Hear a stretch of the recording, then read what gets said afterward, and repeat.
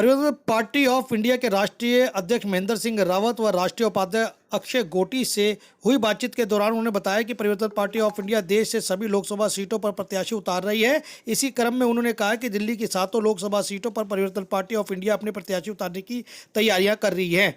बहुत जल्द प्रत्याशियों के नामों की घोषणा भी की जाएगी। अभी उन्होंने मध्य प्रदेश, राजस्थान, छत्तीसगढ़, उत्तर प्रदेश, बिहार के प्रत्याशियों के नाम की घोषणा कर दी और उन्होंने कहा कि दिल्ली की जनता भाजपा, कांग्रेस और आम आदमी पार्टी के झूठे वादे और भ्रष्टाचार से परेशान हो चुकी है। अब परिवर्तन पार्टी ऑफ इंडिया मैदान में आ चुकी है। देश में एक नई बदलाव के लिए पार्टी सर्व धर्म संभावना को लेकर काम कर रही है। दिल्ली की जनता से अपील करते हुए उन्होंने कहा कि आपने कांग्रेस, बीजेपी और आम आदमी पार्टी की करनी और कथनी देख चुके हैं। देश में एक नए बदलाव के लिए परिवर्तन पार्टी ऑफ इंडिया लोकसभा चुनाव में 50% महिलाओं को आरक्षण दे रही है और साथ साथ उन्होंने कहा है कि जो स्वास्थ्य करेंगे।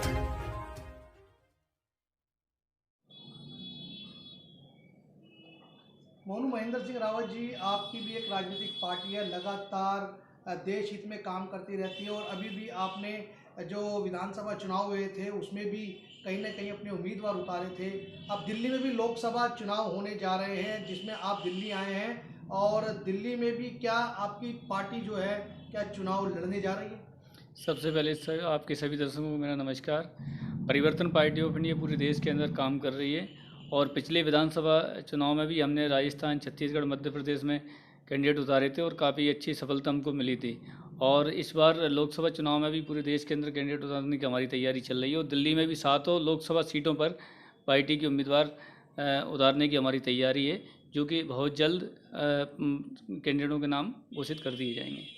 तो उसमें क्या क्या आपने डिसाइड किया? जैसे दिल्ली में 7 सीट है केवल लोकसभा चुनाव की अगर बात करें तो उसमें क्या आपके पास चेहरे कौन कौन से आप जनता के बीच उतारने जा रहे हैं? क्या उसमें महिलाएं भी होंगी, पुरुष भी होंगी?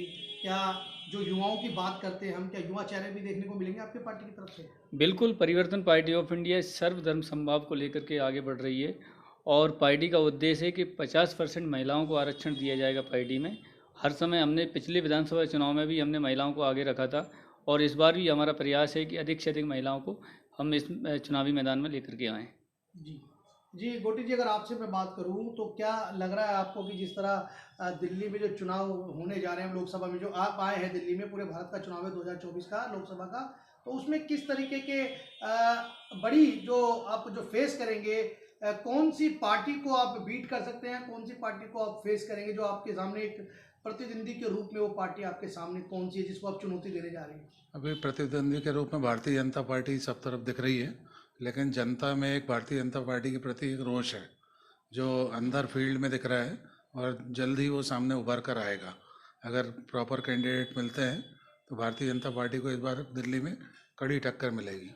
तो जिस तरह मैं बात करूँ, अभी जो लोकसभा के विधानसभा के जो चुनाव हुए थे कई राज्यों में हुए थे, राजस्थान में भी हुए थे, छत्तीसगढ़ में भी हुए थे, तो वहाँ पर भी आपकी जो पार्टी है परिवर्तन पार्टी, उनकी तरफ से क्या मतलब क्या माहौल बना, क्या सिनेरियो आपने तैयार किया अभी तक? सभी जगह लोगों ने हमको एक विकल्प के रूप में पहचाना है और वो उनका कहना है कि अगर आप जनता के बीच में प्रॉपर तैयारी करके जाते हैं तो जनता का सपोर्ट आपको ज़रूर मिलेगा।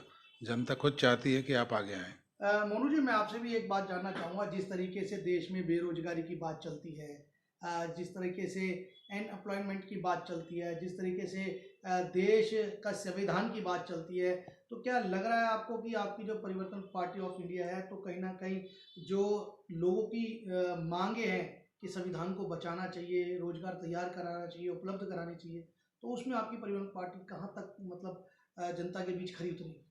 नहीं, बिल्कुल, आज जो देश के अंदर हालात बने हुए हैं, महंगाई आसमान छू रही है, बेरोजगारी दिन ब दिन बढ़ती जा रही है, युवा सड़कों पर रोजगार के लिए भटक रहे हैं, किसानों की आत्महत्या करने के लिए भी मजबूर हैं क्योंकि किसानों की आय बढ़ाने की इन्होंने बात की थी मगर किसानों की आय कम कर दी गई है। महंगाई ये मान के चलिए कि 400 रुपये का जो सिलेंडर हुआ करता था वो आज 1100 रुपये में आ रहा है। जो पेट्रोल 70 रुपये 60 रुपये में हुआ करता था वो आज 110 रुपये में आ रहा है। तो ये देश के हालात इन पार्टियों ने, क्योंकि ये पार्टियां नहीं, ये लिमिटेड कंपनियां बन गई हैं, सिर्फ पैसे के लिए काम करती हैं। इन्होंने अपने कार्यकर्ताओं को मजबूत किया है, ना कि देश के लोगों को। ये नहीं चाहते कि देश का कोई भी व्यक्ति पढ़ लिख कर, शिक्षा के क्षेत्र में भी ये लोग ध्यान नहीं देते हैं, स्वास्थ्य के क्षेत्र में भी ध्यान नहीं देते हैं, क्योंकि एक आम आदमी पढ़ लिख कर क्योंकि बड़ा आगे बढ़ता है तो इनका मकसद है कि उसको कमज़ोर करने का। सोनू जी, एक बड़ा आरोप लगाया आपने पार्टी के ऊपर, लेकिन वहीं मैं आपको ये भी बता दूं, ये भी जानना चाहता हूं आपसे कि जिस तरीके से अभी जो विधानसभा चुनाव है कई राज्यों में हुआ, वहाँ बीजेपी ने प्रचंड बहुमत से विजय हासिल की है, तो क्या लग रहा है अभी भी कहीं ना कहीं लोगों के बीच में ये बात मानसिकता घर कर रही है कि महंगाई बहुत है, बेरोजगारी बहुत है? क्या लगता है आपको? नहीं, बिल्कुल देखिए क्या है कि अभी तक जो सत्ता में जो पार्टी है केंद्र और राज्यों में, कई जगह राज्यों में भी है, तो इसने सिर्फ जाति और धर्म के में लोगों को बांटने का काम किया है, सिर्फ जाति धर्म का लॉलीपॉप लोगों को देने का काम कर रही है। ये विकास के नाम पर कुछ भी नहीं करते हैं, क्योंकि ये सिर्फ अभी तक इन्होंने जो सत्ता में हासिल की है, तो इनका मकसद रहा है कि कभी राम के नाम पर इन्होंने राजनीति की है, कभी जाति में लोगों को बांटने का काम किया है। इनका मकसद है एक ही कि देश के लोग जब विकास करेंगे तो इनको भाई सत्ता में कौन बैठा लेगा। जब कोई आम नागरिक अगर इस बात को समझने लगेगा कि भाई ये हमारा कोई विकास नहीं कर रहे हैं, तो इनको वोट कौन देगा। ये कहीं ना कहीं लोगों को भटकाने का काम करते हैं। चुनाव आता है, चुनाव से पहले बड़ी बड़ी घोषणाएं करते हैं कि ऐसा करेंगे, जबकि देखने को कुछ भी नहीं मिलता। 15 लाख रुपए का भी वादा किया था। अब मोदी की गारंटी, भाई इस देश में आज लोकतंत्र है, राजतंत्र नहीं है, कि अब की बार मोदी सरकार। आप हर जगह, आप गली मोहल्लों में आप बैनर में देखेंगे कि मोदी सरकार, मोदी की गारंटी। तो मोदी की गारंटी क्या है? इस देश में आज लोकतंत्र है, राजतंत्र नहीं है। तो क्या लगता है जिस तरीके से कैप्टन साहब, मैं आपसे बात जानना जी, चाहूँगा कि जिस तरीके से उन्होंने बात करी है कि हिंदू मुसलमान की पार्टी बन के रह गई है बीजेपी, बार बार वो करती है जी, और वादे जो किए थे पूरे नहीं किए थे। लेकिन मैं आपको ये बता दूं कि अभी 22 जनवरी को पूरे भारत के अंदर भगवा ध्वज लहराए गए थे, झंडे लहराए गए थे और लोगों ने बड़ा अप्रिशिएट किया था, उस दिन को बड़ा सेलिब्रेट किया था। राम मंदिर बना दिया गया है, बराबर, धारा 370 हटा दी गई। जी, जो जो चुनावी वादे किए थे भाजपा पार्टी ने, वो पूरे लगभग कर चुकी है। अगर बात करें बेरोजगारी की जी, और बात करें अनएम्प्लॉयड की और महंगाई की, तो वहाँ तक तो मोनू जी ने बताया कि क्या क्या कैसे कैसे हुआ। लेकिन जिस तरीके से बात करिए, जो राम मंदिर का मुद्दा जिस तरीके से घर चल के बोल रहा है लोगों के दिल में, तो आप उसको कैसे नेगलेक्ट कर सकते हैं कि भाई राम बिल्कुल मंदिर मैं का? आपका ध्यान इस तरफ खींचना जी, चाहूँगा कि राम मंदिर का मुद्दा जो सभी लोगों के दिल में था, और सब चाहते थे कि राम मंदिर बने। राम मंदिर बना, सभी लोगों को खुशी हुई, लेकिन राम मंदिर बनने से किसका भला हुआ? आपके दिल्ली के लोगों का भला हुआ है या देश का किसी का भला हुआ? हम पहले भी राम की पूजा करते थे घर में, अभी भी कर रहे हैं। खुशी जरूर हुई, लेकिन उससे आम जनता को कुछ भी नहीं हुआ। उल्टा जनता अपने को ठगा हुआ महसूस कर रही है। वही बात करते हैं जिस तरह मोनू जी, मैं आपसे भी ये बात जानना चाहूँगा कि जिस तरह आपकी जो पार्टी है वो कह रही है कि राम मंदिर बनने से कोई रोजगार नहीं मिल रहा, कोई बेरोजगारी दूर नहीं हो रही, तो ये मुद्दे भी बड़े क्या इस लोकसभा चुनाव में आप उठाएंगे?